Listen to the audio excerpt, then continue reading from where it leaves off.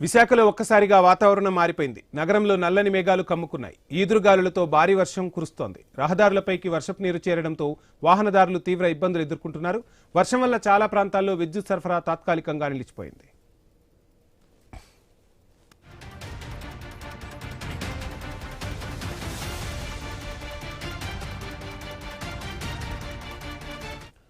సాగర తీరం విశాఖలో ఒక్కసారిగా వాతావరణం మారిపోయింది. నగరంలో నల్లని మేఘాలు కమ్ముకున్నాయి.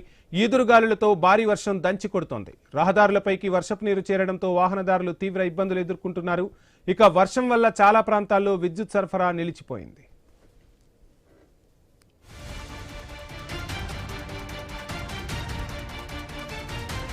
విశాఖలో ఒక్కసారిగా వాతావరణం మారిపోయింది. ఇక సాగర తీరంలో వెదర్ అప్డేట్స్ కు సంబంధించి ఫుల్ డీటెయిల్స్ మా ప్రతినిధి రాజు అందిస్తారు. రాజు, ఈరోజు చూసుకుంటే ఉదయం నుంచి కూడా ఎండ తీవ్రత చాలా ఎక్కువగా ఉంది. ఇదే నేపథ్యంలో మధ్యాహ్నం 2 గంటల తర్వాత అయితే వాతావరణంలో ఒక్కసారిగా మార్పు చోటు చేసుకుందని చెప్పుకోవచ్చు. ఎదురుగాలులతో కూడినటువంటి భారీ వర్షం ఒక్కసారిగా నగరవాసులను అయితే ఉక్కిరిబిక్కిరి చేసింది.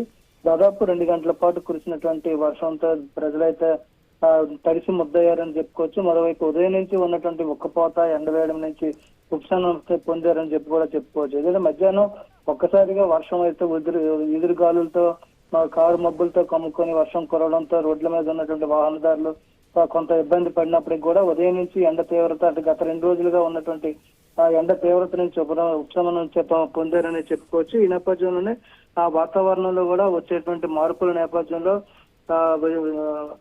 వాతావరణ శాఖ అధికారులు కూడా ఒక ప్రకటన అయితే జారీ చేయడం జరిగింది. విజయనగరం, విశాఖపట్నం, అల్లూరు జిల్లాతో పాటు అనకాపల్లి జిల్లాలో ఆరెంజ్ అలర్ట్ కూడా జారీ చేసినట్టుగా తెలుస్తుంది. ఇక్కడ పిడుగులతో కూడినటువంటి వర్షాలు పడే అవకాశం ఉందని కూడా చెప్పడం జరుగుతుంది. ఈ నేపథ్యంలో ఆ పిడుగుల శబ్దాలు లేనప్పటికీ కూడా ఒక్కసారిగా ఈదురుగాలులు అయితే రావడంతో ప్రజలు కొంత ఇబ్బంది పడినప్పటికీ కూడా వెంటనే వర్షం కూడా దాదాపు 2 గంటల పాటుగా కురవడంతో రోడ్లన్నీ జలమయమయ్యాయి. మరోవైపు వాహనదారులు కూడా ఎండ వేడి నుంచి ఉపశమనం పొందారని చెప్పుకోవచ్చు. Thank you Raju.